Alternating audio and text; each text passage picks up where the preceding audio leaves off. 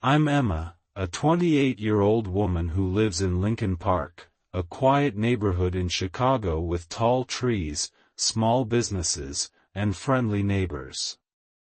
Many people say I have a good life, a husband, a nice apartment, and a steady job at a bookstore, but I'm not happy on the inside. 1 year ago, I made a big mistake. I married a 32-year-old man named Leo. He's a good man, kind, gentle, and always smiling, but I don't love him. I married him not out of love, but rather because when Leo asked me to marry him, I said yes because I was upset and depressed and wanted to move on from my ex-boyfriend Alex, who broke my heart. I thought marriage would make me feel better at the time, thinking that maybe love would come later, but it never did, and now I am the one who is hurting. Leo makes every effort to make me happy, bringing me flowers on Fridays, cooking dinner when I'm tired, writing little notes and putting them in my lunch bag, calling me my sunshine, and kissing my forehead constantly. Many women would feel fortunate to have a man like him. But I'm sad that I can't love him back. One evening, as we sat on the balcony in the warm, starry air, Leo turned to face me and said, "Emma, I know you don't love me yet, but I believe you will. I'll wait. My love is strong enough for both of us. My mother once told me, Emma, love can grow with time. Marriage is not always about strong feelings. It is about kindness, respect, and patience." His words made me want to cry because he was so full of hope, but I felt like I was lying every day, smiling when I didn't want to, and saying thank you when I felt nothing. I was living a life that didn't belong to me. I tried to believe her, I tried to be patient, but every day I felt more and more like a stranger in my own life.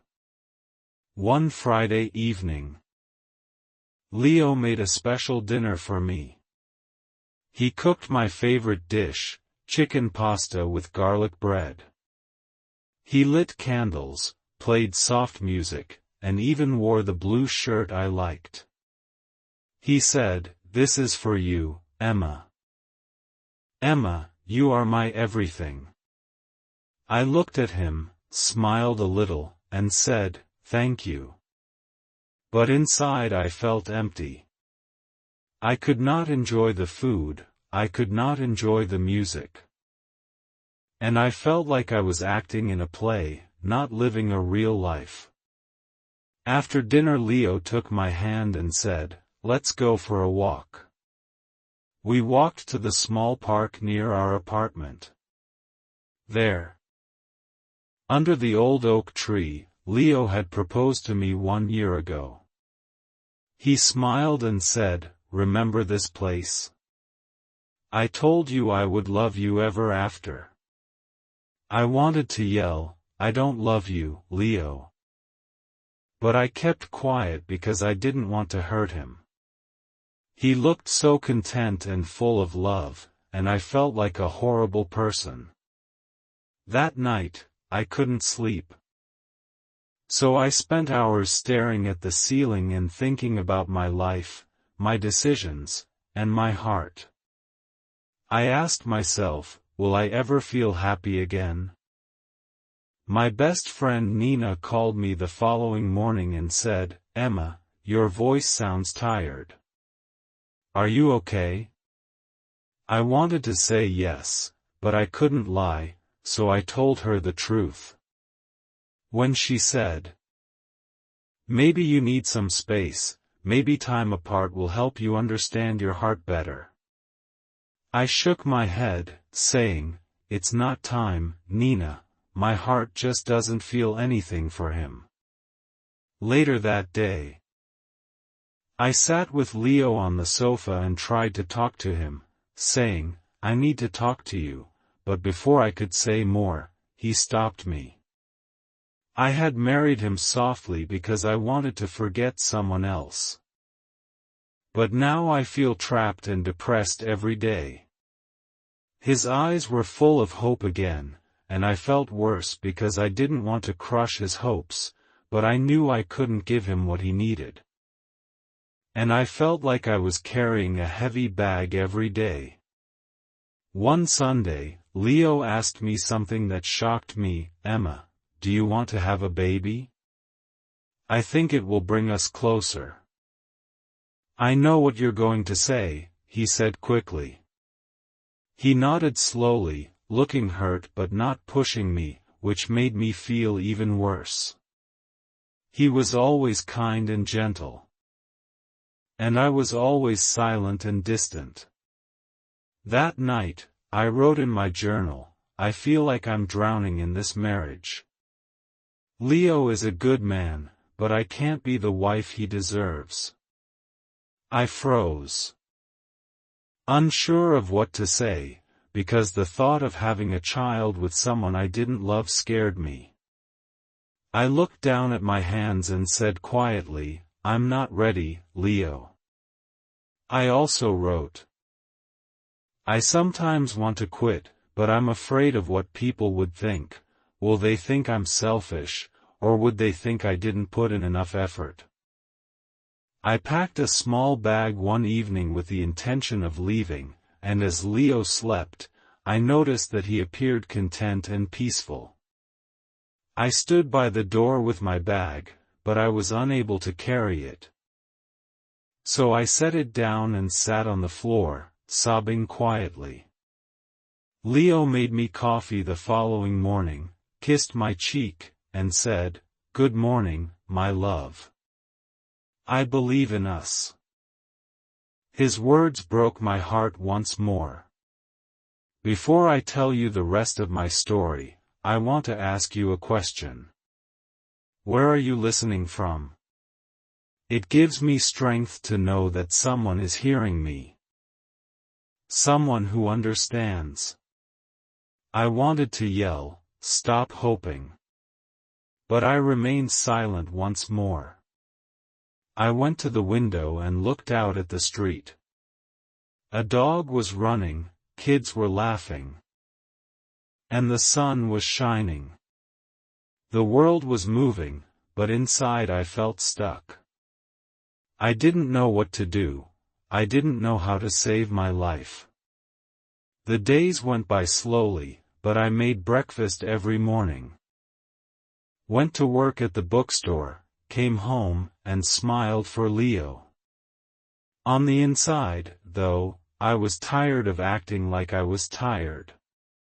One Saturday, Leo came home early, holding 2 movie tickets, and he said, "Emma, let's go out tonight, just you and me.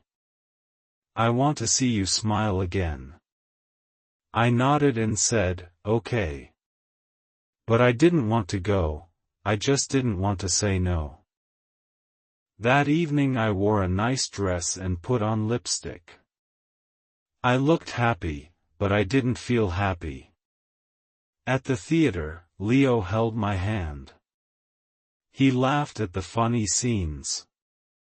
He looked at me often, hoping to see joy on my face. I tried to smile, but my smile didn't feel real. After the movie he said, "That was fun, right?" "Yes, it was pleasant, but I felt cold on the inside," she said. When we reached home, Leo made tea for both of us.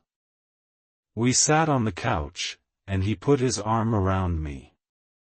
He whispered, "I missed you, Emma." I looked away. I didn't answer. I felt bad. I knew I was hurting him every day, not with words but with silence. The next morning I went to see my friend Nina. We sat at a cafe near the lake. The sky was cloudy, and the wind was cold. Na looked at me with worried eyes. "Emma, you don't look well," she said. You look tired. Taking a deep breath, I told her everything again.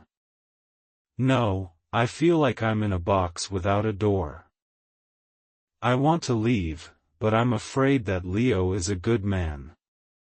Everyone will hate me if I hurt him. Na took my hand and said, "No one can live your life for you. If you are not happy, you must be honest." Her words moved me, but they didn't make me feel any less afraid. What if I hurt Leo too much? What if I regret leaving that night? The street was quiet, and I wondered if people in those houses would hate me if I hurt him. The next week, Leo organized a quick trip. He said, "Let's go to Lake Geneva for the weekend. Just you and me. Maybe the fresh air will help." I didn't want to go, but I said, "I'm just tired. Work has been busy." Homes were happy. Did they also pretend to like me? Leo came and sat beside me. He looked at me with gentle eyes and said, "Emma, you've been so quiet lately. I feel like I'm losing you." In an attempt to tell him the truth, I said, "But I couldn't." He just nodded. I didn't want to hurt him again, so I didn't feel anything inside. We drove for 2 hours, and the lake was serene, the trees were green, and the sky was blue. We walked along the shore in the evening, and Leo took pictures and laughed. He held my hand and said, "This is nice, right?" I was speechless. And I felt as though I was walking in a dream that wasn't mine. That night at the hotel, Leo gave me a small box, which I opened to reveal a necklace with a tiny heart. He said, "This is for my heart belongs to you." I looked at the necklace and started crying, not because I was happy but because I knew I didn't deserve his love. I thanked him quietly. Later, when he went to sleep, I sat on the floor next to the bed, not wanting to cry aloud, but instead thinking about how nice Leo was to me on the day we first met. He helped me, listened to me, and made me smile again, but I never felt love for him because I married Leo because I was broken and didn't think clearly. When we returned to Chicago, I began writing letters to myself. Not showing them to anyone, just expressing how I felt. One letter read, "Emma, you are not a bad person. You made a mistake, but you didn't do it with hate. You wanted to feel better. But now you must be brave. You must find your truth." Another letter said, "Leo is not your enemy. He is a good man, but he is not your home. You cannot give him what he needs." Writing helped me figure things out. My hands were shaking, so I said, "I need to tell you something." Nina called me a few days later and said, "Emma, you sound stronger." I said, "I'm thinking about telling Leo everything. He deserves the truth." She said, "I'm proud of you." That evening, I made tea and asked Leo to sit with me. I inhaled deeply and said, "I care about you. Leo. You are a good man, but I never loved you. I married you because I was hurting, but it didn't work out." Leo was silent, and his face was calm, but his eyes were wet. He said softly, "I knew, Emma. I saw it in your eyes. I just didn't want to believe it." Tears ran down my cheeks. "I'm so sorry. I never wanted to hurt you." Leo nodded. I love you, Emma, I truly do. But I can't be the only one trying. If your heart isn't here, I can't hold you back. His words broke me. That night, I slept on the couch and looked at the wall and whispered, I told the truth. I finally told the truth. I didn't know what would happen next. I didn't know if I would leave soon or if we would talk more, but I felt lighter for the first time in months. I felt like I was breathing. The next few days were quiet. Leo and I still lived in the same apartment, but we didn't talk much. He remained kind even when I was honest, even when I caused him pain. Leo still made coffee and left a cup on the kitchen table for me in the mornings, but now there were no notes, no smiles, just silence. I went to work and tried to keep busy. Helping customers at the bookstore, organizing books, cleaning shelves, and answering questions, but my heart was not in the work. Instead, my mind was constantly wondering what would happen next. One afternoon, Na came to see me at the store, gave me a hug, and said, How are you? That's a good start. What will you do next? Na grinned. I'm okay. I said, it's difficult. But I feel more honest now. Leo didn't seem shocked when I told him I wanted to move out that night. I think I need to leave, I whispered softly. It's time. Do you have a place to go? Leo nodded and remained silent for a while before saying, Emma, I'm not angry, I'm just sad, but maybe this is the right thing. Yes, I replied. And Na offered me her guest room for the time being. The following morning, I packed my clothes and a few books, but I didn't take much. The apartment felt heavy with memories. Even though we had only lived there for a year. I looked at the little things, like his coffee mug, our wedding photo, and the blanket we used while watching movies. I felt tears in my eyes. I never wanted to break your heart, I said. He smiled slightly. You didn't break my heart, Emma, I gave it to you freely. Even if you couldn't keep it, I don't regret loving you. He said. If you ever need anything, call me. I nodded, thank you for everything, Leo. You were always good to me. He gave me one last look and said, take care, Emma. Then I left the apartment. And Na was waiting in her car. She smiled and opened the door, saying, let's go. I sat next to her, and we drove away without turning around. At Na's apartment, I felt a lot of emotions. Including guilt, sadness, fear, and a glimmer of hope. This was the first time I had made a decision. For myself, I had spoken the truth and had made progress. The days went by slowly. I spent a few weeks at Na's house, helping her with cooking, cleaning, and occasionally watching movies with her. She never forced me to talk, but she was there for me whenever I needed to cry. I started taking long walks by the lake, watching people go about their daily lives, walking their dogs, riding bikes, and sipping coffee on benches. It helped me feel at ease. One day, I entered a small cafe and noticed a flyer for a creative writing class at the community center. Something inside me said, try this. I signed up. The class was small, with only 8 people.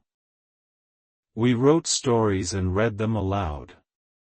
At first, I was shy, but gradually, I began to enjoy it. I wrote about my feelings, past, and hopes in my notebook. One evening after class, I wrote, "I lost love before I even found it, but now I am finding myself." That sentence made me smile. A few weeks later, I received a message from Leo. He wrote, "Hey Emma. I just wanted to say I hope you're doing well. I'm taking some time for myself too." We didn't speak again after that, but it felt good to say goodbye in a nice way. Months later, I found a small studio apartment near the bookstore. It wasn't fancy, but it was mine. I painted the walls light yellow and placed flowers in the window. I stayed busy by taking a cooking class, so I didn't feel pressure to respond. "I just wanted you to know that I'm okay." I stared at the message for a while before responding, "Hello, Leo, thank you for your message. I'm glad you're doing okay. I'm in a writing class now, and it's helping me too." One day, while cleaning my drawer, I discovered the heart necklace Leo gave me at the lake. I stared at it for a while, then put it in a small box and wrote a note saying, "Thank you for your kindness. I couldn't wear it, but I will."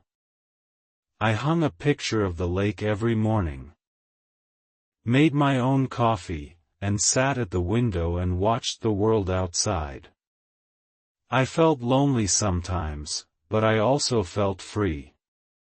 I still thought about Leo, hoping he would find someone who truly loved him. I will never forget it. I left the box at Na's place, and she promised to return it to Leo for me.